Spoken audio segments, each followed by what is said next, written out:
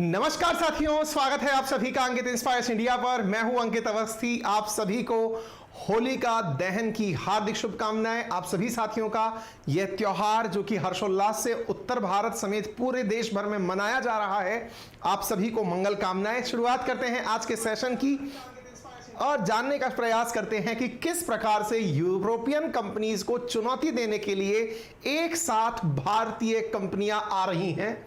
और इसके पीछे का बड़ा उद्देश्य है कि भारत चाहता है कि रूस से तेल और खाद परचेज करना जो फर्टिलाइजर है वो जारी रख सके। इस पूरी कहानी को समझेंगे, लेकिन आपको थोड़ा सा पहले इस कहानी का बैकग्राउंड देते हैं और फिर हम आपको यहां तक लेके आने का प्रयास करते हैं। सबसे पहले यह कहानी चूंकि जुड़ी हुई है रशिया यूक्रेन से, तो इस कहानी के अंदर इन दोनों किरदारों को ध्यान में रखते हुए कुछ बातें आपको बताना बैकग्राउंड में शुरू करते हैं। होपफुली आप सभी को याद होगा 24 फरवरी 2022 के बाद सीक्वेंस में शुरू हुई थी रशिया के ऊपर प्रतिबंध लगाने की कार्रवाई। सबसे पहली कार्रवाइयों में 8 मार्च को बाइडेन के द्वारा रूस पर प्रतिबंध लगाए गए। पीछे पीछे यूरोपियन यूनियन चला आया जिसने रशिया पर बहुत सारे प्रतिबंध लगाए। रशियन ऑयल पर प्रतिबंध लगाए जाने का सिलसिला चलता रहा और उन्हीं प्रतिबंधों में एक नई टर्म निकल कर आई और वो टर्म थी कि रशिया से जो ऑयल परचेज किया जाता है उसके ऊपर ट्रांसपोर्टेशन के ऊपर भी प्रतिबंध लगा दिया जाएगा। यानी केवल ऑयल खरीदना बंद नहीं किया जाएगा, अपितु रूस का तेल खरीदकर एक स्थान से दूसरे स्थान तक जो ट्रैवलिंग है उसे भी बैन कर दिया जाएगा। तो ट्रैवलिंग पर बैन लगाने की जो प्रक्रिया थी इसे आज के सेशन में हम डिस्कस करेंगे, क्योंकि अल्टीमेटली आज का जो सेशन है वो इस वाले पॉइंट पर टिका हुआ है, इसके ऊपर लगे सैंक्शंस में टिका हुआ है। हम समझाएंगे ये क्या है। इसके साथ साथ आप खबरों के सिलसिले में देखते हैं कि Russia hit back at EU partial embargo से it will find importer for its crude.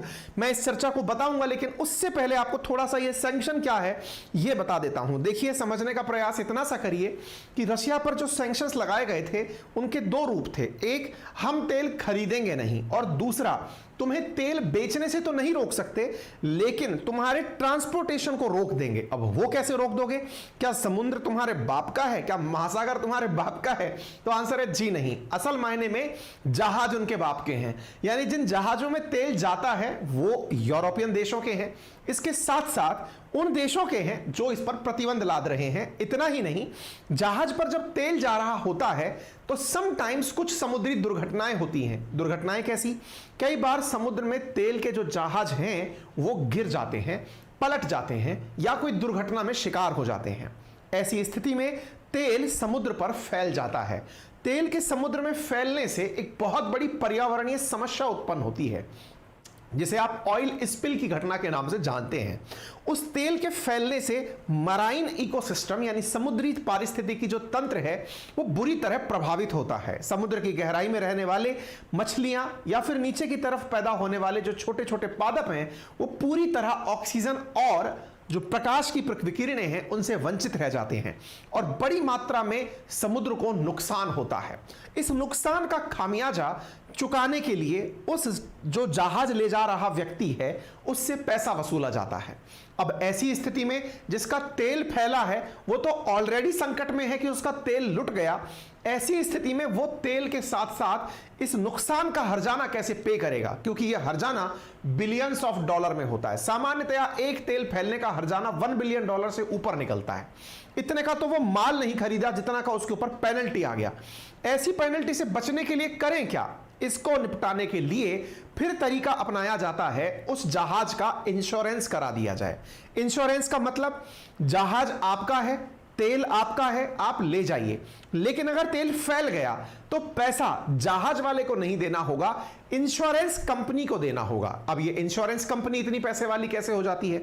Insurance company करती क्या है, वो जहाज के जो वाहक हैं, जो ले जाने वाले ट्रांसपोर्टर हैं, उन ट्रांसपोर्टर्स से पहले ही किस्त वसूल लेती हैं। जैसे अगर आप भारत में भी एक 20 लाख की कार खरीदते हैं तो उसमें लगभग 2-3 लाख रुपए इंश्योरेंस का होता है। ठीक इसी प्रकार से वो इंश्योरेंस आपको हर साल देना होता है। ठीक इसी तरह तेल के इंपोर्ट में इंश्योरेंस कंपनी उस जहाज वाले वाहक से या मालिक से कुछ पैसे वसूलती हैं कि आपको अगर इंश्योरेंस चाहिए तो आपको हमें इतना पैसा पहले देना होगा। जो कि तुलनात्मक रूप से काफी कम होता है नुकसान की तुलना में।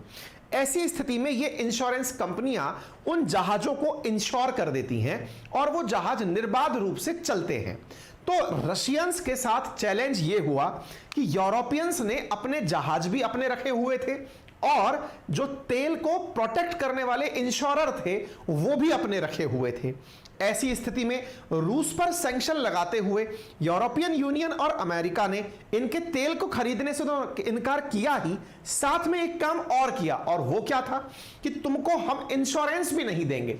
यानी अगर कोई जहाज में तेल ले जाने की कोशिश कर भी रहा हो, उदाहरण के लिए इंडिया के कई जहाजों ने सोचा होगा चलो रशिया से जाकर तेल ले आते हैं, अगर कोई लेकर आने की कोशिश कर भी रहा होगा तो ऐसी स्थिति में चूंकि उसके पास इंश्योरेंस नहीं है तो जहाज समुद्र में से पास ही नहीं हो पाएगा। फिर वही बात, क्या समुद्र इनके बाप का है? भाई रुकिए, कुछ रास्ते ऐसे हैं जो कुछ देशों ने अपने कब्जे में ले रखे हैं, जैसे बॉस्फोरस स्ट्रेट। ब्लैक सी से सी ऑफ मरमरा में जब हम एंट्री करते हैं, मैप में हम दिखाएंगे आपको, तो उस जगह पर जो एक रास्ता है वो तुर्की के कब्जे में है। तुर्की कहता है अगर मेरे अंदर आके फट गए तुम लोग तो मेरा बहुत नुकसान हो जाएगा, इसलिए बिना इंश्योरेंस देखे मैं जहाज को जाने नहीं दूंगा। ऐसी स्थिति में दुनिया भर के बहुत सारे जहाज ब्लैक सी के अंदर अटके हुए रह गए थे, जिस पर हमने सेशन भी किया था। कब अटके रह गए थे? जब यूरोपियन यूनियन के देशों ने रूस के ऊपर एक प्राइस कैप लगा के कहा कि रूस या तो आप 60 बैरल प्रति डॉलर पर तेल बेचो, यदि इससे ऊपर बेचा तो हम आपको इंश्योरेंस का पैसा नहीं देंगे, इंश्योरेंस नहीं देंगे तो आपके जहाज समुद्र से दूसरी जगह नहीं जा पाएंगे, और जब जहाज नहीं जा पाएंगे तो आपका सप्लाई अपने आप टूट जाएगा। लेकिन आज हम इसी चीज को पढ़ रहे हैं। हर चीज का विकल्प होता है, आवश्यकता आविष्कार की जननी है। ऐसी स्थिति में भारत की कंपनियों ने अब उन यूरोपियन कंपनियों को ही आईना दिखाने की ठान ली है कि रुको जरा, हमारे पास इलाज है तुम्हारा। आज उसी सेशन को आप कर रहे हैं।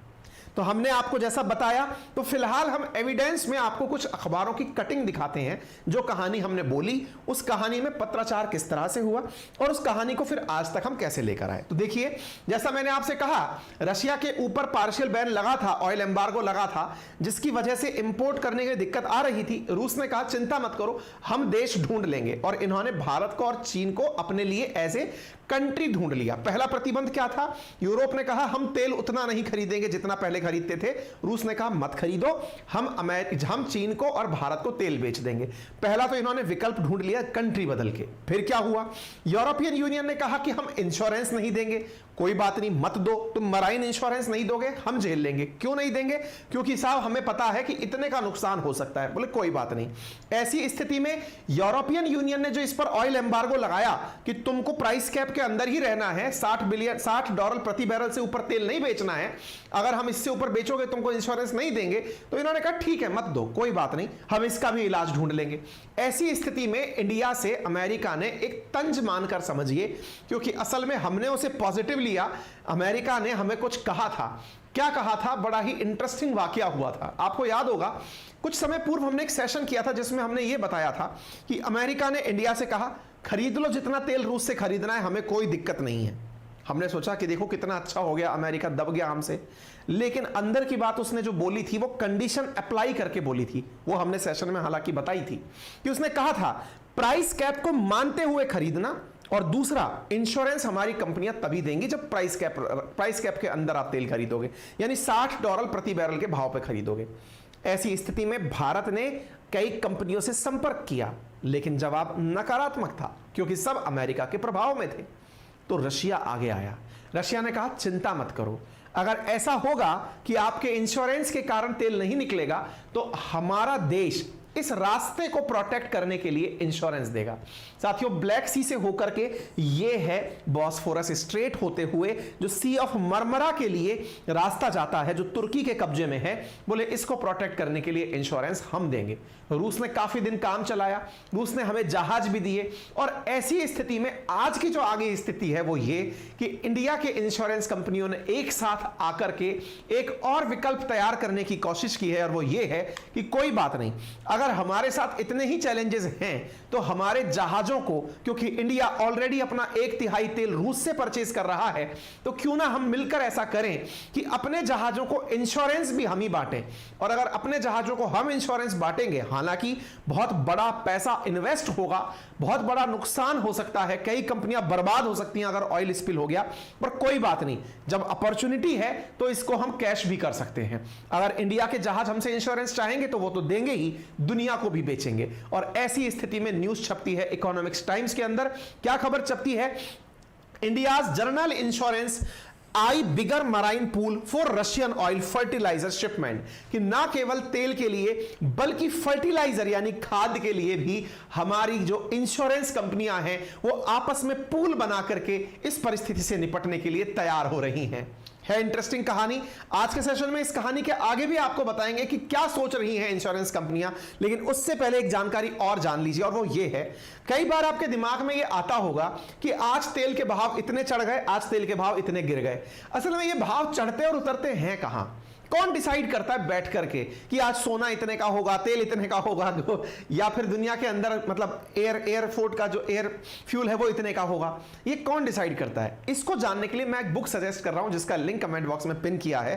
That is available on Kuku FM, जो कि एक ऑनलाइन ऑडियो बुक प्लेटफॉर्म है, प्ले स्टोर पर अवेलेबल है। आप वहां जाएं, वहां ऑलरेडी 2.3 मिलियन एक्टिव यूजर्स आप ही की तरह बुक्स सुन रहे हैं। 10,000 से ज्यादा बेस्ट सेलर बुक्स वहां पर ऑडियो बुक के फॉर्मेट में उपलब्ध है। आप उन किताबों को भी वहां सुन सकते हैं जो बुक्स ऑलरेडी मार्केट में वेटिंग पीरियड पर चल रही हैं, उनको भी वहां पर पब्लिक कर दिया गया है। ऐसी बेहतरीन किताबों को आप पूरे महीने भर के लिए ऑडियो बुक के फॉर्मेट में सुन सकते हैं, और साथ में कुछ इंटरेस्टिंग जो फीचर्स हैं, जैसे ड्राइव मोड फीचर है, या फिर नोट्स बनाने का फीचर है, टाइमर स्लीपर टाइमर यूज करने का फीचर है, उनका यूज कर सकते हैं। और यदि आप हमारे दिए गए लिंक के थ्रू जाकर के सब्सक्राइब करते हैं तो मेरा रेफरल कोड अंकित50 यूज करने पर आपको 50 रुपए का इमीडिएट ऑफ मिलता है, और उस इमीडिएट ऑफ से आपको 1 महीने का सब्सक्रिप्शन जो पहले महीने 99 का है वो आपको 49 का ही प्राप्त हो जाता है। तो अभी जाइए अपने आप का सब्सक्रिप्शन लीजिए और उस ऑडियो बुक को भी सुनिए, और उस जैसी बहुत सारी लगभग 10,000 से अधिक ऑडियो बुक्स को पूरे महीने भर के लिए आनंद से सुने। आगे बढ़ते हैं। तो फिलहाल चर्चा यह है कि हमारी इंश्योरेंस कंपनीज प्लान क्या कर रही हैं आफ्टर ऑल। तो साथियों, हाल ही में एक न्यूज इकोनॉमिक्स टाइम्स में जो छपी उसमें जानकारी निकलकर आई कि भारत की जो इंश्योरेंस कंपनियां हैं वो हमारे insurance regulatory and development authority, that is IRDAI, भारतीय बीमा विनियामक विकास प्राधिकरण के साथ मिलकर, जो कि भारत सरकार का एक प्राधिकरण है, उसके साथ मिलकर यह तय कर रही हैं कि हम लोग आपस में पूल कैसे बनाएं, हम कैसा पूल बनाएं जिसकी वजह से हम सक्सेसफुली मार्केट में एक बेस्ट इंश्योरेंस प्रोवाइडर हो सकें। अब इसको समझने के लिए थोड़ा सा आसान भाषा में समझते हैं। जैसे आप में से बहुत सारे मेरे साथी ऐसे होंगे जिन्होंने अपने मोटरसाइकिल को, कार को, घर परिवार में इंश्योर्ड होते हुए देखा होगा, क्योंकि बिना इंश्योरेंस के गाड़ियां सड़क पर नहीं उतर सकती। सिमिलरली बिना इंश्योरेंस के जहाज भी पानी में नहीं चल सकते, उन्हें इंश्योरेंस कराना अनिवार्य होता है। जिस प्रकार से हम जब इंश्योरेंस कराने कार का, बाइक का जाते हैं तो बहुत सारी कंपनियों के नाम सुनते हैं, ओरिएंटल इंश्योरेंस है, जनरल इंश्योरेंस है, और भी बहुत सारी प्राइवेट कंपनीज भी हैं जिनके नाम हम सुनते हैं, जो हमारी गाड़ियों को, प्राइवेट को इंश्योरेंस देती हैं, और कोई भी आपात परिस्थिति में वो पेमेंट भी करती हैं। इसी आधार पर इंश्योरेंस का मार्केट चलता है। अब इसी इंश्योरेंस में चूंकि इंश्योरेंस की सीमा बढ़ती चली जाती है, कई लोग आजकल अपने जीवन को भी इंश्योरेंस में बदल लेते हैं कि अगर मुझे कुछ हो गया तो इस तरह से पैसा मिलेगा। कुछ लोग अपने घर को, अपने बिजनेस को इंश्योरेंस में कवर कर देते हैं। जितनी रियल वर्थ होती है, व्यक्ति उससे कई टाइम्स ऊपर का इंश्योरेंस प्लान करता है। ऐसी स्थिति में ऑयल चूंकि बहुत कीमती होता है, तो ऑयल का जो इंश्योरेंस है वो भी कई टाइम्स ज्यादा वैल्यू का होगा, और जब कई टाइम्स ज्यादा वैल्यू का होगा तो उसका पेमेंट भी बहुत बड़ा होगा। तो ऐसी स्थिति में इसका इलाज ढूंढते हुए भारत के विनियामक जो इंश्योरेंस रेगुलेटरी और डेवलपमेंट अथॉरिटी है, उसके पास हमारी देश की बहुत सारी कंपनियों ने कहा कि हम अकेले तो टैंकर को इंश्योरेंस नहीं दे पाएंगे, क्योंकि टैंकर महंगा नहीं है। असल में टैंकर फैल गया, जो तेल फैल गया उसके बाद जो पेनल्टी लगती है ना, वो मिलियंस और बिलियंस ऑफ डॉलर में लगती है, क्योंकि समुद्र की सफाई होती है, फिर उसमें खर्चा होता है। तो जो खर्चा होता है ना, उसका भुगतान बहुत महंगा होता है। ऐसी स्थिति में क्यों ना हम में से बहुत सारी कंपनियां एक साथ मिल जाएं, ये सोचे बिना कि तुम्हारा मार्केट क्या है, मेरा मार्केट क्या है, हम सोचते हैं भारतीय कंपनियां एक हो जाएं और होकर के हम अपने द्वारा इंडिजीनियस कैपेसिटी विकसित करें, ताकि हमें किसी पर निर्भर ना रहना पड़े। आप विचार करें, अब टैंकर भी आपका, तेल खरीदने के लिए आपके पास देश पूरी तरह समर्पित आपके लिए, और पेमेंट करने के लिए आपके पास में आपका सिस्टम, साथ में रिफाइनरी सबसे बेस्ट आपके पास, इंश्योरेंस भी आपका, तो तेल निर्बाध रूप से हमारे पास आता जाएगा। आप पूछेंगे क्या कभी इससे पहले ऐसी प्लानिंग की है क्या? क्या इसका पायलट प्रोजेक्ट चला के देखा गया है क्या? या हम अभी से खुश हो जाएं कि यह केवल कल्पना है? नहीं, ऑलरेडी 500 करोड़ रुपए का एक इंश्योरेंस पूल बनाया गया था, एक तरह से पायलट प्रोजेक्ट के रूप में। कब बनाया गया था? जब G7 लोग रशियन ऑयल के ऊपर प्लानिंग कर रहे थे, तब हमारी कंपनीज ने एक पूल बनाया था, बहुत छोटा सा। उसका उपयोग किया था हमने रूस से फर्टिलाइजर लाने में, क्योंकि फर्टिलाइजर अगर जहाज का डूब भी गया तो उसके नुकसान बहुत मिलियन बिलियन डॉलर में नहीं आता। ऐसी स्थिति में हमने एक जहाज को जो फर्टिलाइजर लेके आ रहा था, उनको इंश्योरेंस दिए थे। तो ऐसी स्थिति में हम ये कार्रवाई करके देख चुके हैं, यानी पूल की व्यवस्था बनाकर, पूल का मतलब हो गया मिलकर के काम करना, वो हम करके देख चुके हैं। अब तो हम ऑयल को पूल करने की सोच रहे हैं। ये कारनामा किसने किया था? फर्टिलाइजर को करने वाला ये हमारी जनरल इंश्योरेंस, जो सरकारी कंपनी है ना, उसके द्वारा किया गया था। General insurance corporation of India, उसके द्वारा यह कार्यक्रम किया गया था। ठीक है, पब्लिक सेक्टर कंपनी है ये, इसने किया था।